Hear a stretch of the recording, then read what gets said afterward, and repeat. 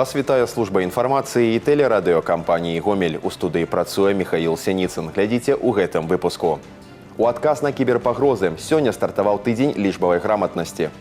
Лапы і хвасты. У рэгіёне афіцыйна зарэгістравана 17 тысяч сабак і кошак. Пад вячэрнімі зоркамі удзельнікамі сожскага паўмарафона сталі больш за 500 чалавек. А зараз аб гэтым і іншым больш падрабязна. Вясновая страда на Гомельшчыне выйшла на фінішную прамую. У рэгіёне завяршаецца сяўба. Засеяна звыш 400 тысяч гектараў яравых культур. Аграрыі вобласці на 100% адсеялі грэчку. Яе пасеўныя плошчы склалі звыш 3 тысяч гектараў. На завершающей стадии сяўба проса и кукурузы. Практически у нас в завершающей фазе посев кукурузы. Из 286 тысяч гектар запланированных посеев 272 тысячи уже посеяно. Осталось порядка 13 тысяч гектар. 4 района полностью завершили эту работу. Остальные завершают. То есть я думаю, это в ближайших неделях закончится полностью эта работа. Ну и таким образом вся посевная кампания по сути завершена. Галоўная задача – строгае захаванне тэхналогій і ў нарыхтоўцы кармоў. Усе раёны ўжо прыступілі да касьбы траў першага укоса. Упор на нарыхтоўку сакавітых кармоў, сіласу і сенажу, а таксама сена. У Гомелі ўзнагародзілі педагогаў, трэнераў каманд навучэнцаў, якія паказалі высокія вынікі на рэспубліканскай алімпіядзе па вучэбных прадметах. Гомельшчына трэці год запар, лідар сярод рэгіёнаў пасля горада Мінска. Дыпломы першай, другой і трэцяй ступеняў на заключным этапе рэспубліканскай алімпіяды заваяваў 121 прадстаўнік рэгіёна. Рыхтавалі навучэнцаў 40 настаўнікаў. Сярод самых выніковых прадметаў руская мова і літаратура. Ребята завоевали 12 дипломов. Это очень радует, очень успешное выступление. В этом году, как обычно, мы старались, трудились. В любом успехе, в любой победе 50% труда учащихся и 50% труда педагогов. У каманду нашай вобласці ўвайшлі больш за 218 дзяцей. Спаборнічалі па 18 прадметах. Лепшымі навучэнцы Гомельшчыны сталі ў 5 дысцыплінах, у тым ліку інфарматыцы, рускай і беларускай мовах. Одним из основных показателей работы системы образования в любой области, в том числе и в нашей, является показатель выступления наших детей на олимпиадах и конечном итоге республиканской олимпиады. Мы практически каждый год очень серьезно подходим к этому показателю и серьезно работаем с детьми по подготовке их к выступлению на республике. Республиканская олимпиада по вучэбных прадметах – одна з ключавых падзей у адукацыйным жыцці Беларусі. Пераможцы маюць перавагі пры паступленні ў вышэйшыя навучальныя установы. На Гомельшчыне стартуе тыдзень лічбавай граматнасці. Акцыя працягнецца да 31 мая. Супрацоўнікі ўпраўлення ўнутраных спраў правядуць маштабную кампанію супраць інтэрнэт-падману. Інфармацыю аб схемах ашуканцаў запусцяць у транспарце, магазинах і соцсетках. 25 мая на территории области стартует общереспубликанская профилактическая акция «Неделя цифровой грамотности», которая продлится по 31 мая. Традиционно в рамках профилактической акции будет доводиться актуальная информация по направлению киберпреступности до широкого круга лиц. Особенностью данной акции является проведение встреч с сотрудниками инспекции по налогам и сборам с целью доведения ими до граждан актуальных схем мошенничества, связанных с декларированием денежных средств. УВД Гомельского облсполкома информирует ни в коем случае не сообщать свои персональные данные, а также платежные реквизиты банковских карт третьим лицам. Адна з новых форм работы – сустрэчы з супрацоўнікамі падатковых інспекцый. Мэта – данесці да людзей інфармацыю аб новых схемах махлярства, звязаных з дэклараваннем грошай. У Гомелі стартавала профілактычная акцыя «ДАІ. Увага, дзеці». З 25 мая і до 5 чэрвеня аўтамабілісты абавязаны ездзіць у светлы час сутак з уключаным блізкім святлом фар. Мера звязана з завяршэннем навучальнага года і пачаткам канікулаў, калі дзеці часцей аказваюцца на дарозе без нагляду. Зрабіць аўтамабіль максімальна заўважным – галоўная задача на бліжэйшыя 2 тыдні. Статыстыка паказвае, машына з уключанымі фарамі прыцягвае ўвагу на 3 секунды раней. Гэты час можа стаць вырашальным. Па словах інспектараў, 80% водителяў уключаюць святло ўжо на аўтамаце. А вось астатнім сёння нагадвалі пра правілы. В период данного мероприятия в соответствии с пунктом 166.9 необходимо передвигаться в светлое время суток с включенным ближним светом фар либо дневными ходовыми огнями при их наличии. За неуполнение данного требования предусмотрена административная ответственность в виде предупреждения либо наложения штрафа до 3 базовых величин. Дзяржаўтаінспекцыя заклікае да пільнасці не толькі вадзіцеляў, але і бацькоў. Нагадайце дзецям правілы бяспечнага пераходу праезнай часткі і кантралюйце іх вольны час падчас канікулаў. У адказе за тых, каго прыручылі, гэта не толькі пра корм і прагулкі, але і пра дакладнае выкананне закону. На Гомельшчыне афіцыйна зарэгістравана больш за 15 000 сабак. Гэты абавязак гаспадароў афіцыйна замацаваны пастановай Савета міністраў яшчэ ў 2001 годзе. Працэдура простая, аднак на справе да яе звяртаюцца далёка не ўсе. Адзін з сумных вынікаў чалавечай безадказнасці – жывёла губляецца і папаўняе безнаглядныя зграі на вуліцах. Або сам гаспадар нагуляецца і выкідвае шчанюка з дому. Ці гатовы гамельчане да адказнасці, даведвалася наша здымачная група. Нават калі ваш гадаванец самы паслухмяны ў свеце, для дзяржавы ён суб'ект права. Экс-паляўнічы Віктар Ахотнікаў аб гэтым ведае добра. Сваю сяброўку 6гадовую лайку Весту зарэгістраваў на першы дзень яе нараджэння. Краіне гэта гарантуе ўплату падаткаў, а суседзям спакой. У меня собака зарегистрирована, потому что она должна быть на виду. И соседи знают, что у меня собака привита. Вот, и от бешенства, и от чумки. Ну и мы даем, конечно, от клещей. Вот, специальные таблетки. Вот, ну и занимаемся ей. Потому что без нагляда, так сказать, собаку оставлять нельзя. Это животное. Рэгістрацыя хатніх жывёл – гэта не толькі пра падаткі. Пасля працэдуры ўладальнік атрымлівае пасведчанне і жэтон для ашыйніка. Калі чатырохногі сябар згубіцца, гэты нумар стане яго білетам дадому. Сама паслуга бясплатная і займае не больш за 1 дзень. Гамельчанам для афармлення трэба звярнуцца ў службу «Адно акно» сваёй раённай адміністрацыі, а жыхарам іншых населеных пунктаў у мясцовыя выканкамы. В Гомельской области зарегистрировано более 17 000 животных, 77% из которых это собаки, остальные – кошки.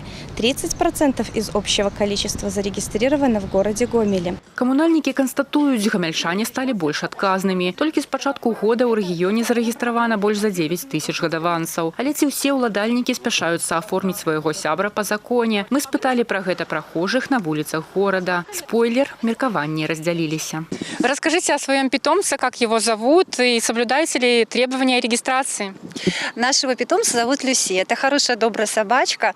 Она у нас живет с нами уже очень долго, ей 8 лет. Конечно, она зарегистрирована. Мы за ней ухаживаем, делаем прививки.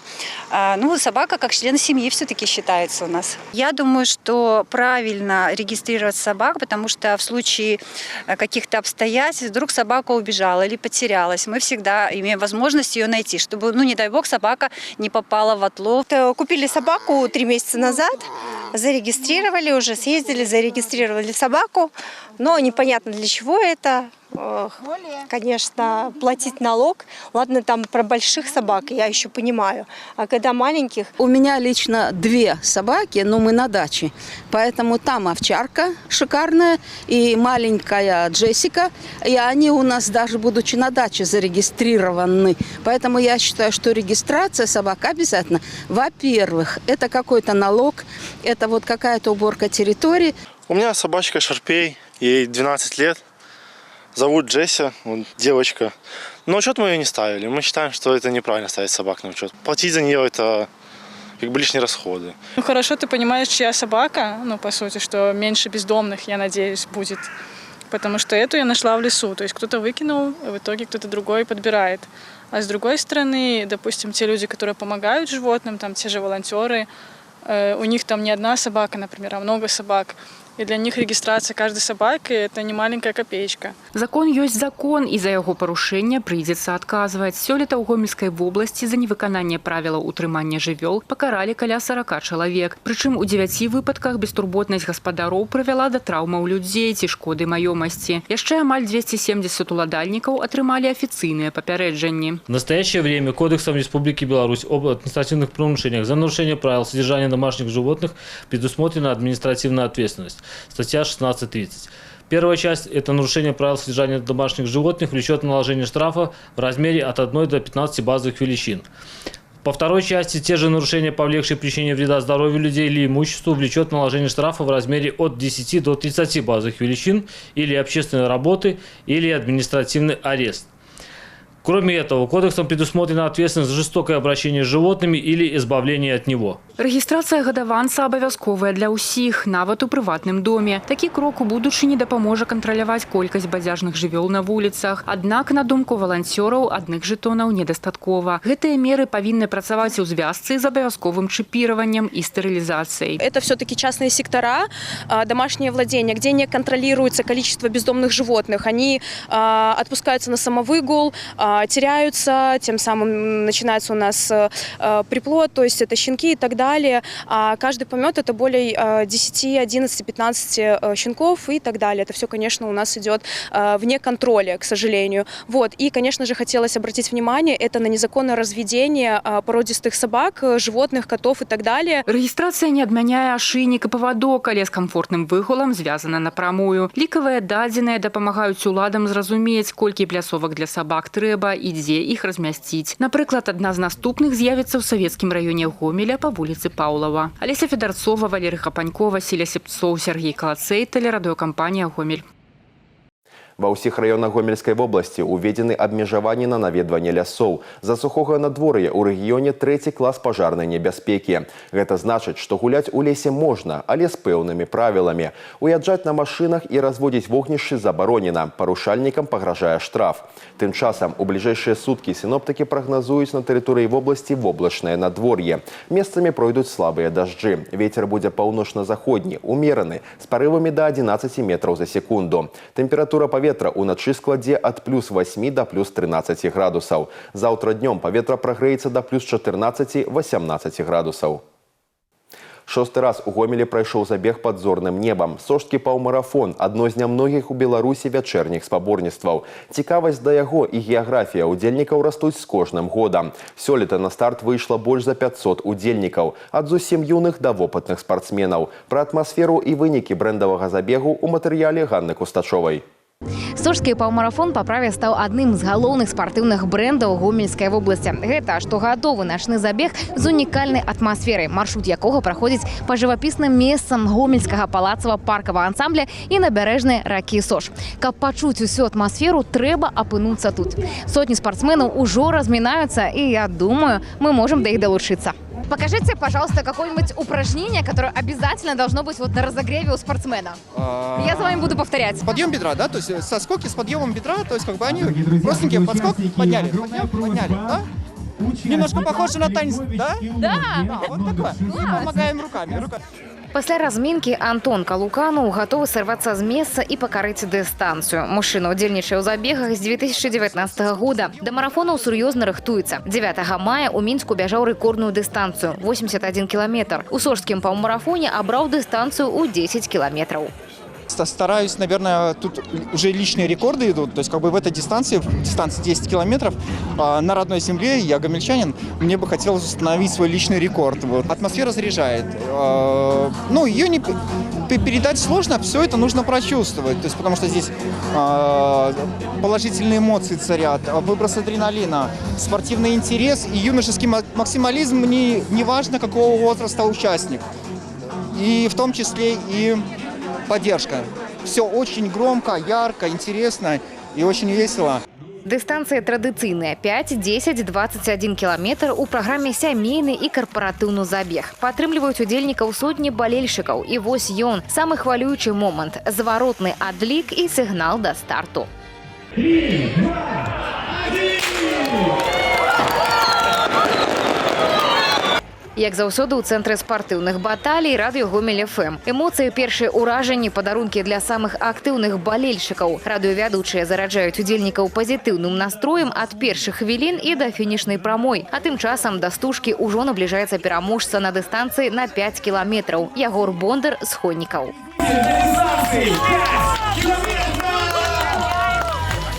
У спаборніцтва хлопец не навічок. Гэта сямейнае хобі. У гомельскім марафоне на пачатку мая ён таксама бег дыстанцыю ў 5 кіламетраў разам з братам Захаром. Я очень рад.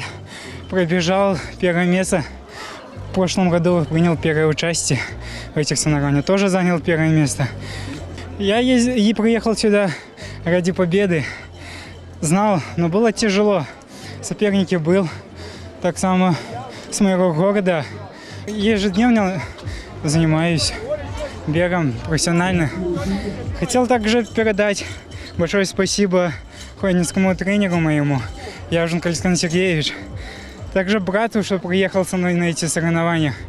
А вось і пераможца сярод дзяўчат на дыстанцыі 5 кіламетраў. Мікіта Шылабот, дзяўчына-медык по профессии, бег для яе способ снять напружение после працоўнага дня. Я бежала в прошлом году и была второй. На этот год были планы пробежать первой, но я не верила, если честно.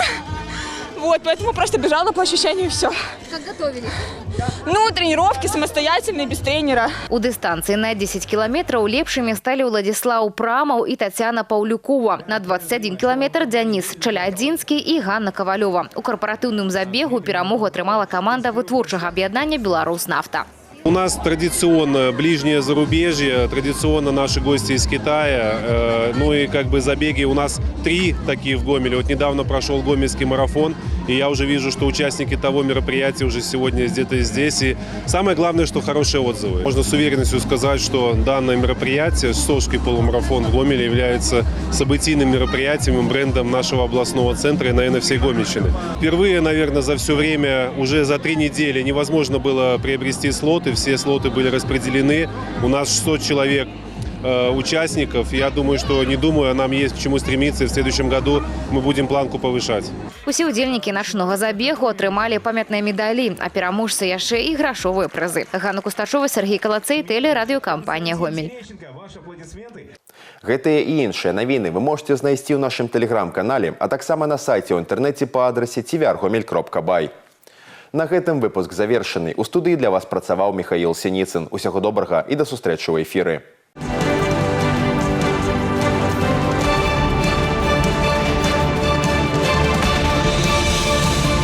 За минувшие выходные на Гомельщине зарегистрировано несколько ДТП. На автодороге Р-43 вблизи деревни Хмельнец Рогачевского района в результате столкновения 2 легковых автомобилей оказался заблокирован пассажир. Спасатели при помощи специального инструмента деблокировали пострадавшего. Мужчина госпитализирован.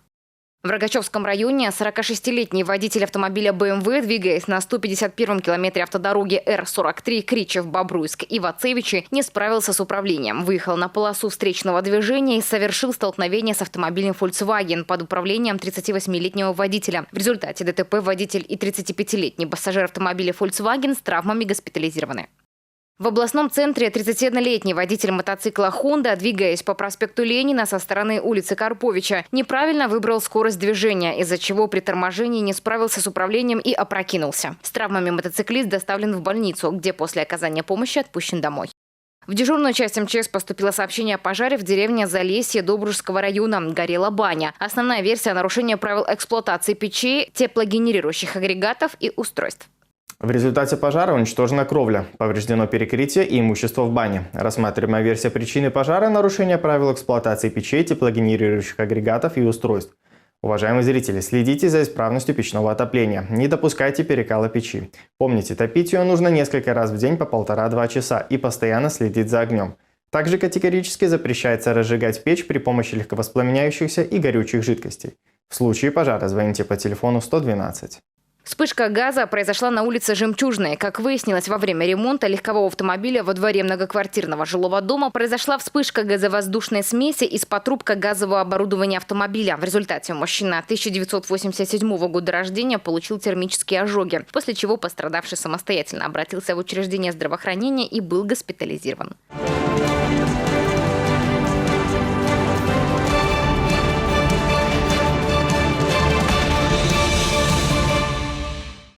Гомельский ВРЗ пробился в полуфинальную стадию чемпионата Беларуси по мини-футболу. В решающем поединке четвертьфинальной серии гомельчане одолели в Бресте местный Меркурий ГТК в серии пенальти. Основное и дополнительное время завершилось в ничью 1-1, а пенальти лучше пробили гости 4-2. До этого соперники обменялись гостевыми победами. Сначала брестчане уступили у себя дома с результатом 3-4, а потом взяли реванш на выезде 4-2. МЛ «Витебск» продлил беспроигрышную серию в матчах чемпионата Беларуси. В стартовом поединке 9-го тура лидеры первенства на своем поле сыграли в ничью с футболистами Гомеля 0-0. Действующие чемпионы страны остаются единственной командой, не проигравшей ни одного матча. Гомель после очередной потери очков опустился на 5-ю строчку в турнирной таблице. У подопечных Андрея Горовцова 15 набранных баллов. Не выявлен победитель в матче «Славия-Батэ». Мазыряне активно начали встречу и уже на 10-й минуте получили право на 11-метровый. Лукашов был точен с точки 1-0. Этот счет сохранялся практически до финальной сирены. Однако под занавес встречи борисовчане отыгрались. У «Славии» после 9 туров 10 набранных баллов. Нападающий Дмитрий Тукач продлил контракт с «Металлургом». В прошлом сезоне форвард сыграл за главную жлобинскую команду, а также за «Белсталь». В экстралиге он провел 59 матчей, в которых набрал 9 очков. В высшей лиге Тукач сыграл 12 матчей и отметился 18 результативными баллами. Гомельчанка Дарья Веренич собрала полный комплект наград на открытом чемпионате страны по художественной гимнастике. Золото в упражнении с булавами, а также серебро и бронза в упражнении с обручем и лентой соответственно. Дарья Веренич войдет в состав национальной сборной Беларуси и представит страну среди сильнейших гимнасток континента в индивидуальных соревнованиях.